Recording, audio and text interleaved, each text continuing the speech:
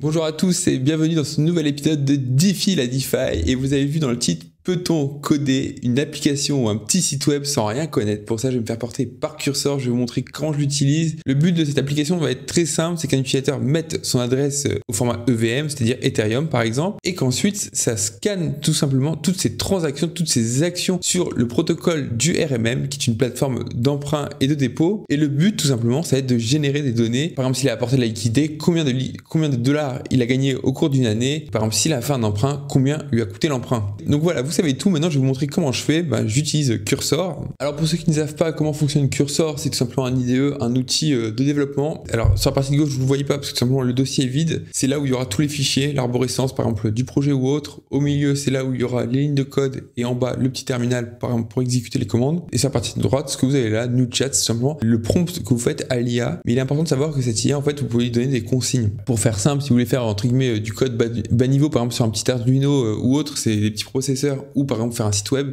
ce ne sont pas les mêmes compétences, ce ne sont pas les mêmes langages qui sont utilisés. Et bien pour ça, pas de panique, vous avez juste à vous rendre sur cursor.directory. Voilà, ça ressemble à ça. Vous voyez qu'en fait il y a plein de gens qui ont mis les règles qui sont associées à leur projet. Et moi ce que je vais utiliser, ou plutôt le type de profil que je vais rechercher, c'est simplement un expert front-end, ou pourquoi pas full stack pour tout maîtriser. Et pareil, j'ai oublié de vous parler des langages. D'ailleurs j'ai déployé Miniscan sur mon site miniscan.mybot avec un s.fun. Il va tomber pendant une ou deux semaines, ne vous inquiétez pas, je vais le remonter, je vous expliquerai après. Alors comment j'ai déployé ce site? Assez simple, mais surtout comment j'ai fait ce site. En fait je l'ai même pas fait, j'ai juste fait un fork du projet GitHub en question que j'ai déployé.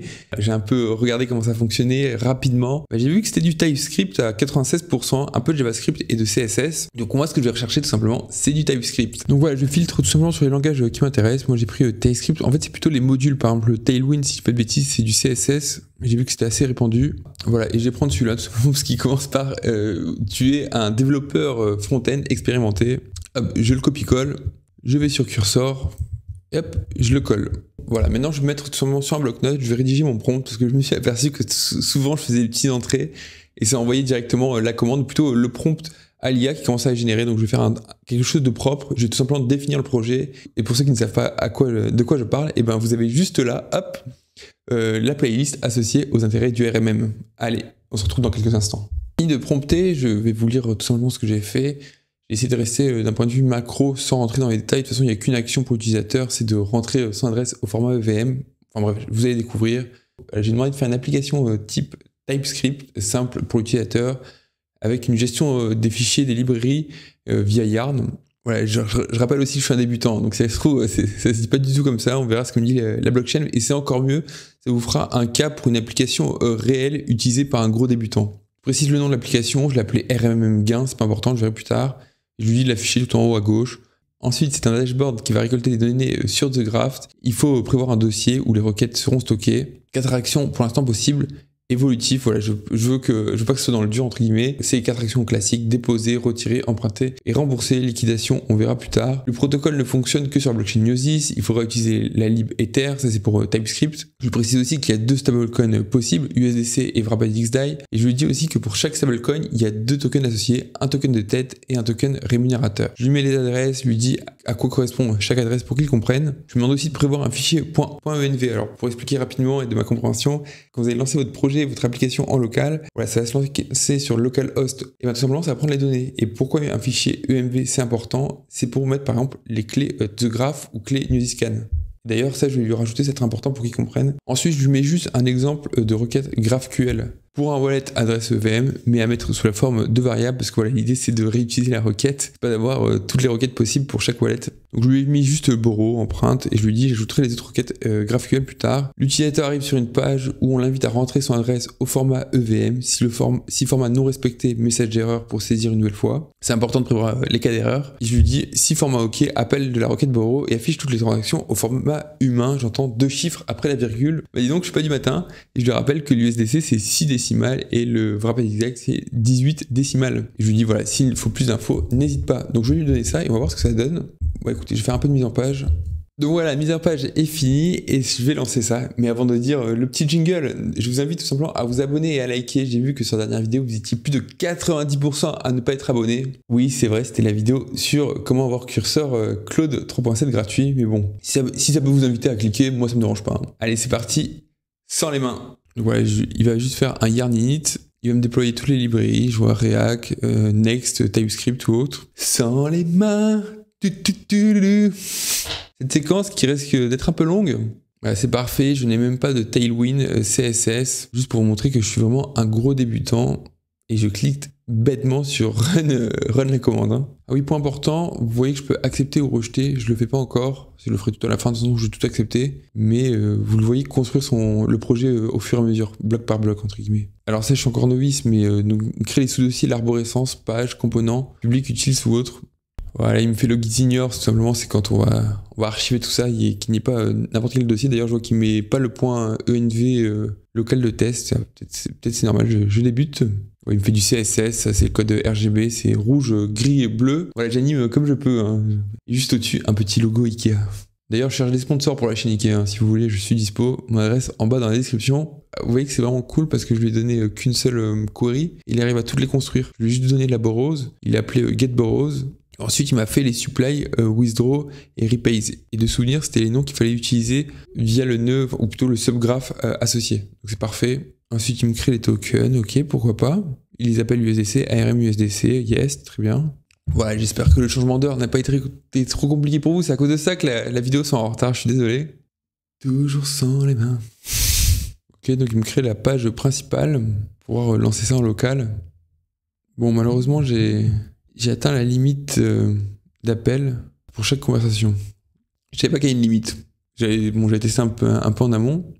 Alors je pense que c'est très fort pour des débutants comme moi de créer des petites applications, des petits services directement en ligne. Mais je pense qu'il doit y avoir des failles de sécurité énormes. J'accepte tout et il me dit de lancer node_module, tout simplement lancer la commande. Et je sais que ça ne devrait pas fonctionner tout simplement parce que je n'ai pas importé mes clés comme Newsyscan ou TheGraph. Il me fait un readme, c'était pas demandé, mais bon, pourquoi pas. On va aller voir ça. À quoi ça ressemble? Ok, donc j'ai une erreur d'installation. Je vais peut-être pas le rendre fou directement.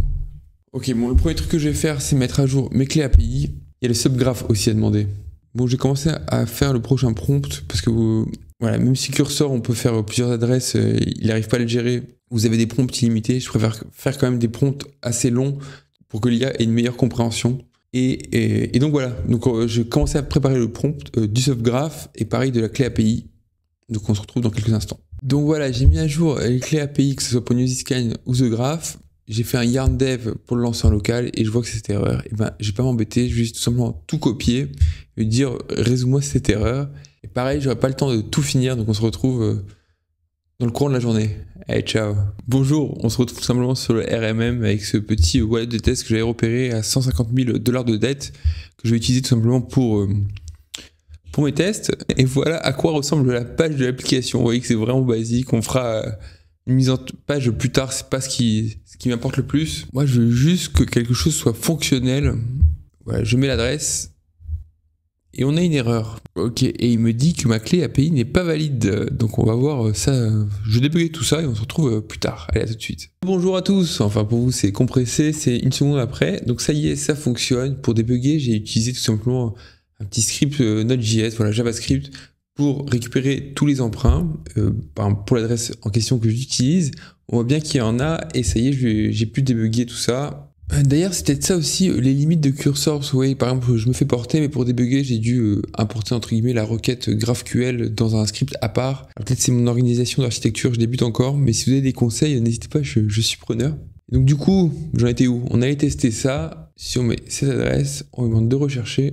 Voilà, donc il nous sort bien toutes les transactions. Malheureusement, on voit que le token est inconnu et le montant, pareil, est inconnu. Donc je vais lui demander de retravailler ça. Comment? Bah tout simplement parce que j'avais fait les tests là, je sais plus où exactement. Voilà. Et comment je vais lui dire le montant ou le token? Bah, je vais commencer à l'aiguiller, je vais dire que le montant c'est la valeur amount, autant pour moi. Et on avait vu que tout simplement l'adresse du token emprunté ou remboursé, c'était celle-ci. C'était dans l'ID, voilà, avant le 0x. Donc voilà, on se retrouve encore tout de suite. Allez, ça y est, j'ai fait un petit prompt, on va tester ça. Malheureusement, je pense que le déploiement ne se fera pas en vidéo. Ça va être beaucoup trop juste. Ah, et ça ne marche pas. Bah oui, j'ai mis l'adresse de l'USDC, autant pour moi. Sans les mains. Code Kenjimi, yes. Ok. Par contre, il m'a pas du tout fait ce que je voulais. Vous avez vu que j'ai ajouté un ID aussi, c'est pour compter. Je voulais m'assurer qu'il prenait bien toutes les transactions. Parce qu'il y a des limitations dans The Graph. Je crois qu'on peut faire par défaut, c'est par 1000. Enfin, en tout cas, les 1000 dernières transactions, par exemple, les 1000 derniers borrows. Donc, peut-être qu'il faudra que je gère un cas pour quelqu'un qui a fait plein de mouvements. Ok, il me dit bien que c'est de l'USDC, mais par contre, il me dit pas ce que c'est. Ok. Ah si, il me le met là, emprunt. En fait, il me fait pas du tout remboursement ou autre. Et ben, j'ai ajouté tout ça, et on va voir ce qui se passe. Et on se retrouve sur l'interface la moins sexy du monde. J'ai ajouté tous les types de transactions, et on va voir ce que ça me donne. Ça ne marche pas. Est-ce que j'ai bien compilé? Ok, je vais retravailler ça, et pareil, j'ai pas aimé, là. Je sais pas pourquoi il est parti me faire un exemple différent. Ouais, je vais retravailler ça. Par contre, ça commence à être un peu long, donc je vais voir, peut-être que ça va s'arrêter là, et peut-être que vous allez avoir 2 épisodes dans la semaine. Voilà, peut-être que dimanche, je vais déployer, vous verrez tout d'un coup. Bon, je pense que ça va être le dernier prompt de la journée, parce que voilà, j'ai fait pas mal de choses. Je lui ai fait tout simplement un prompt assez compliqué, où je lui ai demandé de tout additionner. Pareil, je lui ai demandé d'un coup d'ajouter des graphiques. J'ai pris comme hypothèse que 1 USDC est égal à 1 XDAI emballé, quel que soit le temps. Pour simplifier les calculs, peut-être qu'après on fera plusieurs graphiques, mais c'est pas la question.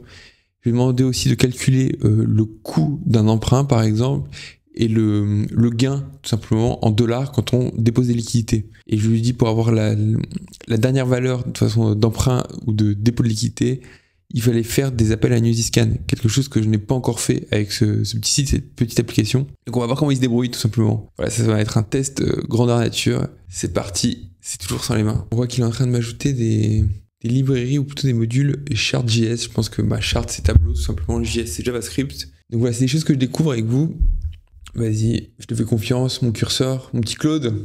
Bon, j'avais déjà joué en amont avec Cursor, mais je suis vraiment impressionné tout simplement par la facilité que ça apporte pour un néophyte comme moi. Surtout que j'accepte tout sans réfléchir. Après, pareil, les interactions étaient simples, c'était juste mettre tout simplement une chaîne de caractères tout simplement dans un champ. Mais il n'y a pas eu trop d'erreurs, j'en ai eu au début. À voir aussi, pareil, ça n'a pas de page en page, par exemple. Je pense à des outils communautaires comme EHPST, FredPito, Cryptaloc ou autre. Là, il n'y a pas de redirection entre guillemets. Même le dashboard, le dashboard Reality qui est en TSX, en TypeScript. J'ai complètement remanié. Alors, qu'est-ce qu'il me dit? J'ai complètement remanié la page d'accueil selon vos demandes, tableau unifié, 2 graphiques. Pareil, le tableau, je lui ai demandé de le classer par ordre chronologique pour avoir les actions de la plus récente à la plus vieille. Et pareil, de rajouter une colonne pour dire c'est un emprunt, c'est un remboursement de liquidité ou autre. Limite de graphique, ok, parfait. Calcul des intérêts et soldes, déjà ajouté. Résumé des transactions. Ok, on va aller voir ça. Hop. Et ça commence bien. Qu'est-ce qu'il me dit ça? Alors, qu'est-ce qu'il me dit? Peut-être que mon code commence à devenir trop lourd. Je vois qu'il prend 1 seconde. Par contre, je vois bien que là, qu'il y a un module not found. Et je pense que ça doit matcher avec ça. Ça doit être... Voilà, je pense que c'est juste une librairie au final qui n'est pas installée. Il va me l'installer. Pareil, il n'y a même plus l'histoire de apt-get ou autre. C'est un autre monde quand même. Hein. Et dire que j'ai commencé sur les cartes à trous. C'est pas vrai ça. C'est les profs qui disaient ça. Donc ça y est, j'ai débugué, j'ai trouvé la solution. Enfin, c'était juste un module qui n'était pas installé. On va voir ce que ça nous donne. Waouh. Waouh. Je pense qu'il hallucine là. Je suis pas sûr qu'il va autant. Hein. L'adresse c'est 58A56. Oh, c'est celle-là. On voit qu'il a pas déposé de liquidité, donc je sais pas d'où il me sort les trucs. Peut-être c'est moi qui lui ai donné une fausse information. Bon, ça sera à débugger ça.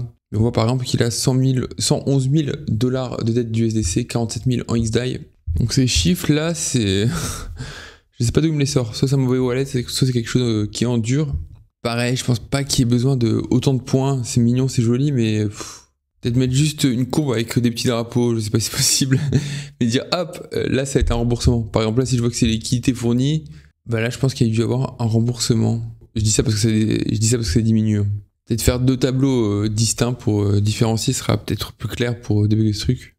On voit aussi la courbe en rouge des emprunts. Pareil, peut-être la faire dans l'autre sens, partir de 0 pour être en négatif.